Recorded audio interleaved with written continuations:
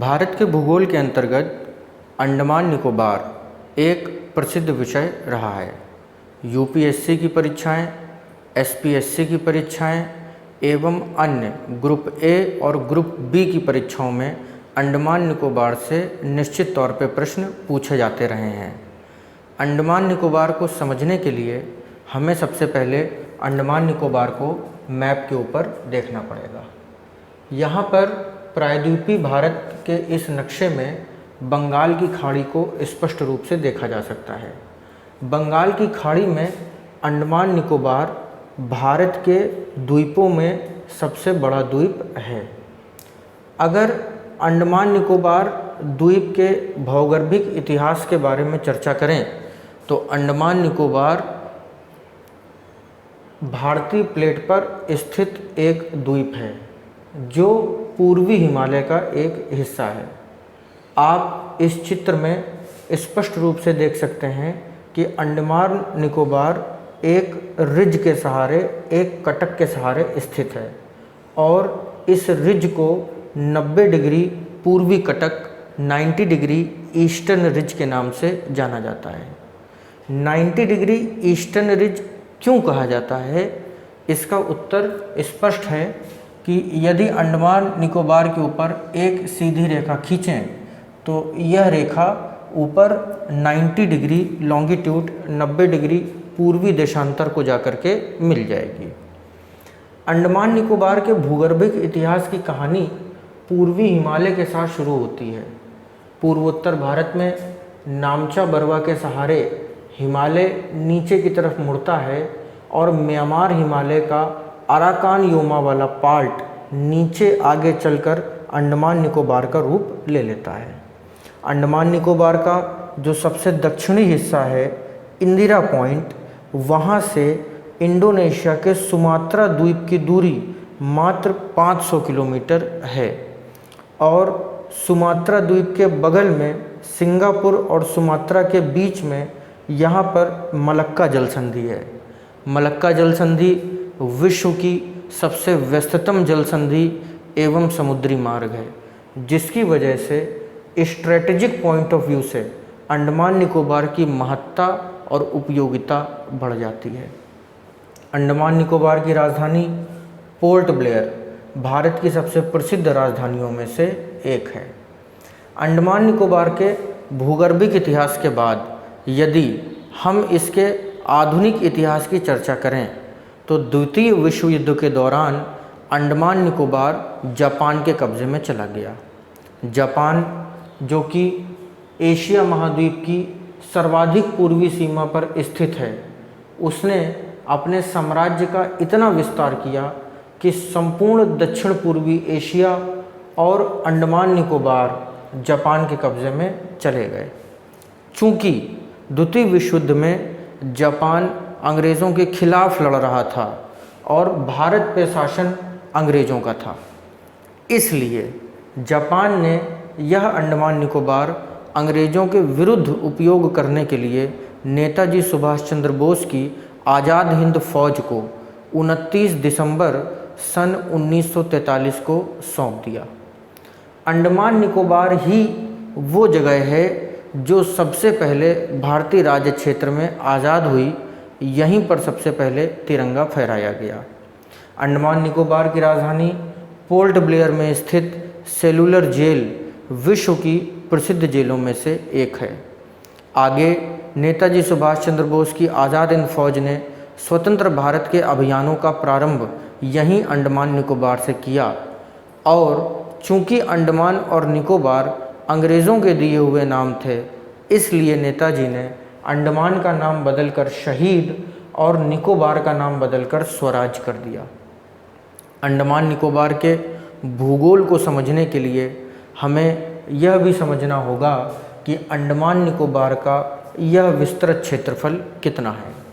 अंडमान निकोबार लगभग 8,500 वर्ग किलोमीटर में फैला हुआ 572 द्वीपों का एक समूह है।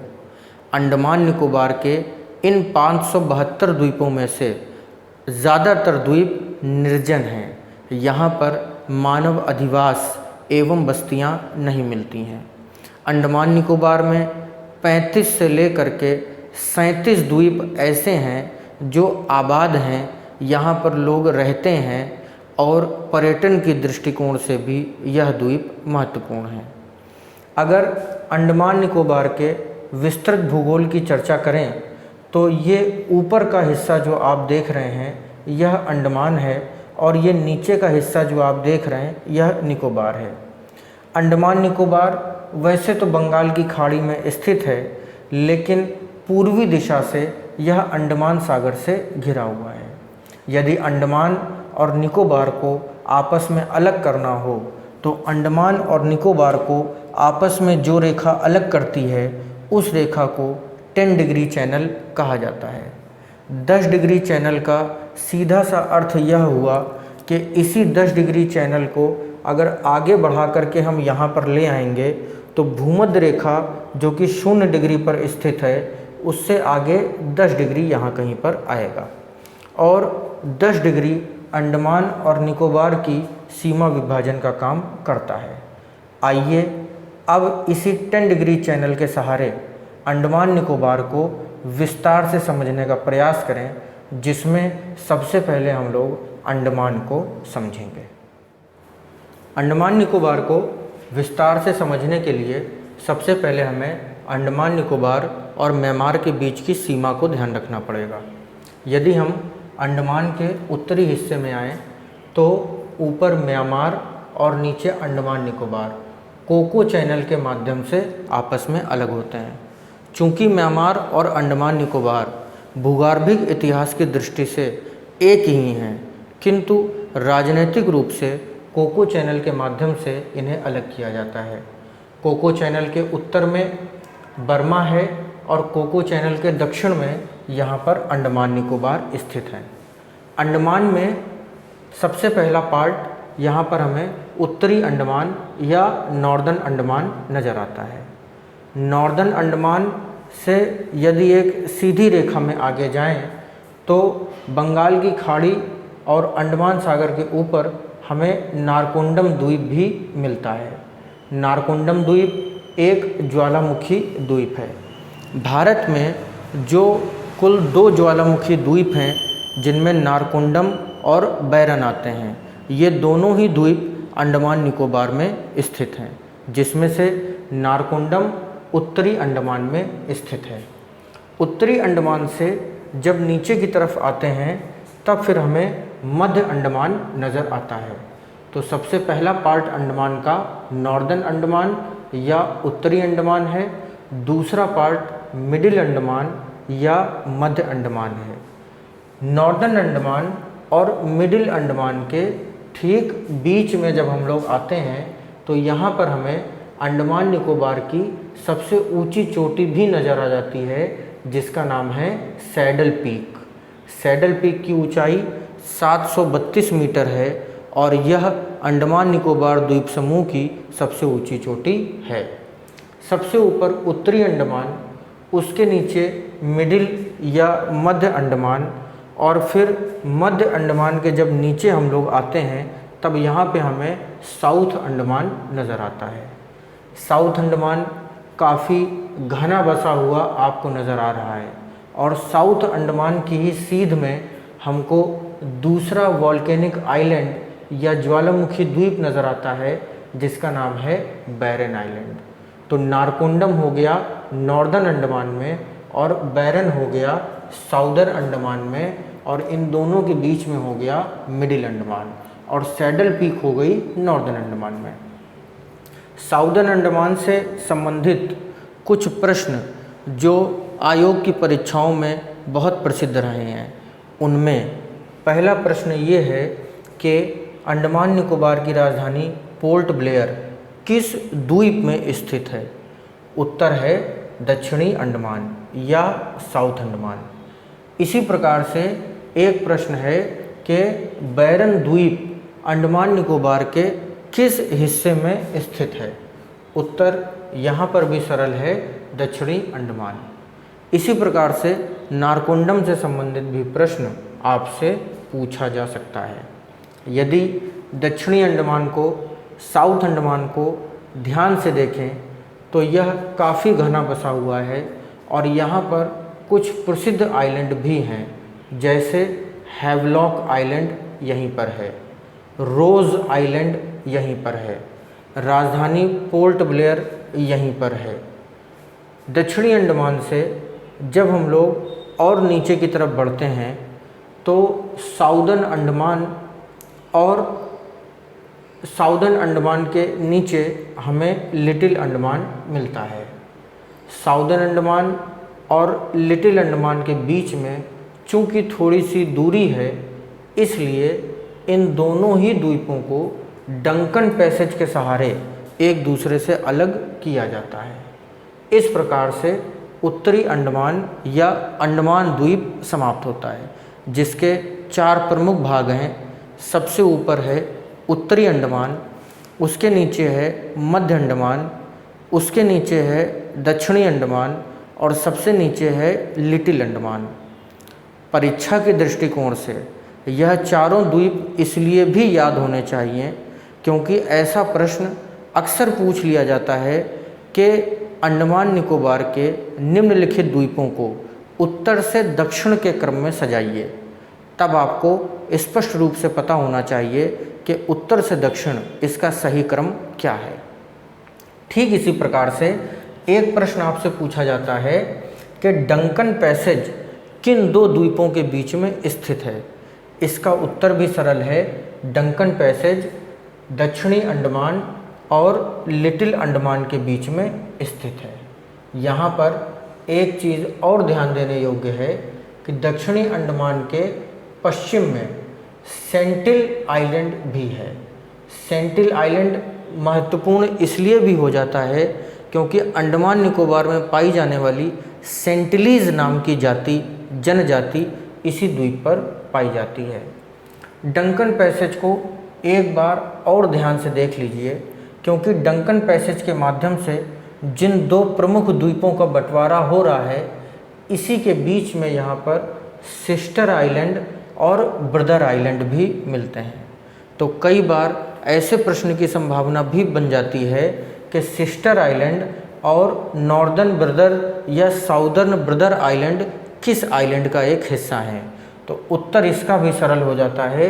लिटिल अंडमान के अंतर्गत साउदर्न ब्रदर आइलैंड आता है और साउदर्न अंडमान के अंतर्गत सिस्टर आइलैंड आता है और नॉर्दर्न ब्रदर आइलैंड आता है। इस प्रकार से अंडमान समाप्त होता है। अंडमान के समाप्त होने के बाद और दक्षिण में हम लोग निकोबार की तरफ चलते हैं, लेकिन अंडमान और निकोबार के बीच में हमें 10 डिग्री चैनल मिलता है। 10 डिग्री चैनल जिसकी कहानी अभी पीछे भी आपको बताई, यह अंडमान और निकोबार को आपस में अलग करने वाला एक चैनल है। 10 डिग्री चैनल के सहारे अंडमान उत्तर की दिशा में और निकोबार दक्षिण की दिशा में अलग हो जाते हैं। निकोबार को कुल 3 बड़े भागों में बांटा जाता है, जिनमें सबसे पहले कार निकोबार, दूसरे नंबर पर लिटिल निकोबार और तीसरे नंबर पे ग्रेट निकोबार आते हैं। यदि 10 डिग्री चैनल की बात करी जाए तो आयोग की परीक्षा में एक महत्वपूर्ण प्रश्न यहाँ से बनता है, जिसमें आपसे पूछा जा सकता है कि 10 डिग्री चैनल किन 2 द्वीपों के मध्य स्थित है। इसका उत्तर होगा ऊपर लिटिल अंडमान और नीचे कार निकोबार। एक एक द्वीप जब तक याद नहीं होगा तब तक यूपीएससी की परीक्षाओं को पास करना मुश्किल काम है।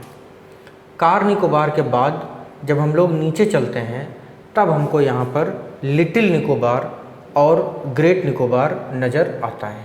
कार निकोबार और ग्रेट निकोबार के बीच में निकोबार का ये छोटा द्वीप स्थित है, जिसे लिटिल निकोबार के नाम से जाना जाता है। लिटिल निकोबार के नीचे ग्रेट निकोबार है और ग्रेट निकोबार भारतीय राज्य क्षेत्र पर स्थित अंतिम द्वीप है।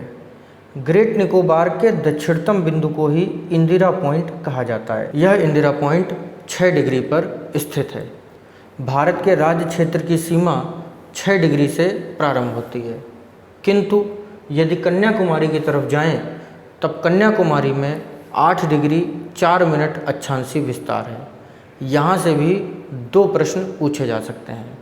पहला प्रश्न ये कि भारतीय राज्य क्षेत्र की सीमा कितने डिग्री पर प्रारंभ होती है। भारतीय राज्य क्षेत्र की सीमा 6 डिग्री ग्रेट निकोबार पर प्रारंभ होती है। किंतु यदि यह प्रश्न पूछा जाए कि प्रायद्वीपीय भारत की सीमा कहाँ से प्रारंभ होती है या भारत की मुख्य भूमि कितने अक्षांश से प्रारंभ होती है, तब उत्तर 8 डिग्री हो जाएगा।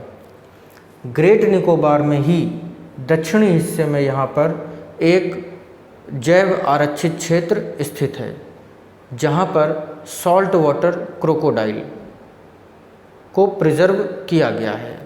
वैसे तो पूरा ग्रेट निकोबार अपने आप में एक बायोस्फीयर रिजर्व है और ग्रेट निकोबार विश्व की उन चुनिंदा जगहों में से एक है जहाँ पर सॉल्ट वाटर क्रोकोडाइल पाया जाता है, नमक के पानी में रहने वाला मगरमच्छ।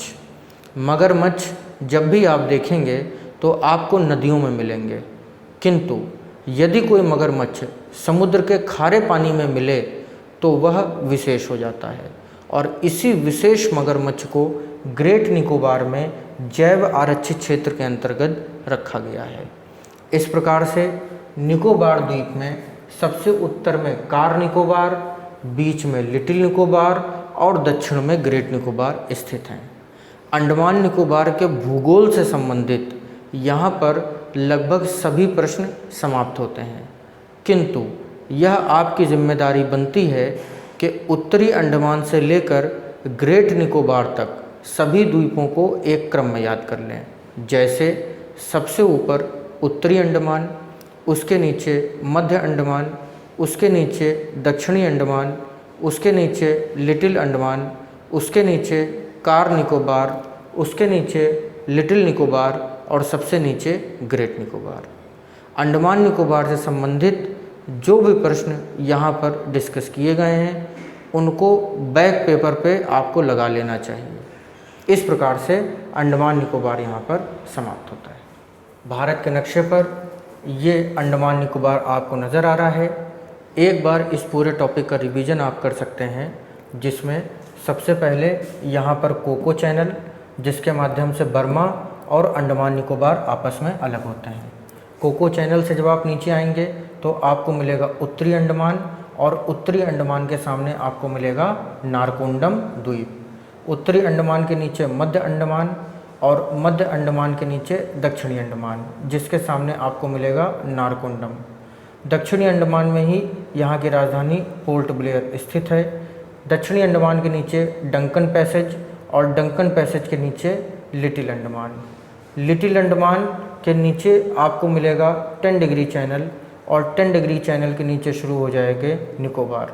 निकोबार में सबसे उत्तर में आपको मिलेगा कार निकोबार, मध्य में आपको मिलेगा लिटिल निकोबार और दक्षिण में आपको मिलेगा ग्रेट निकोबार।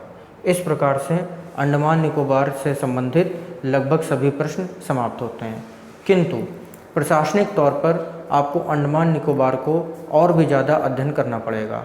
जैसे अंडमान निकोबार भारत का केंद्र शासित प्रदेश है, तो क्या इस केंद्र शासित प्रदेश से राज्यसभा की कोई सीट आवंटित होती है? उत्तर है ना। लोकसभा की होती है? उत्तर है हाँ, लोकसभा की एक सीट यहाँ से आती है। इसी प्रकार से अंडमान निकोबार का राजकीय पशु ड्यूगोंग है, जिसे सरल भाषा में समुद्री गाय कहा जाता है। मन्नार की खाड़ी में समुद्री गायों का अभयारण्य जैव आरक्षित क्षेत्र के रूप में स्थित है। इसी प्रकार से अंडमान निकोबार पर्यटन की दृष्टि से अत्यंत महत्वपूर्ण है। अंडमान निकोबार विश्व के प्रमुख पर्यटन स्थलों में से एक है। यदि आप स्कूबा डाइविंग के शौकीन हैं तो आप अंडमान निकोबार में विश्व की सर्वश्रेष्ठ स्कूबा डाइविंग भी कर सकते हैं।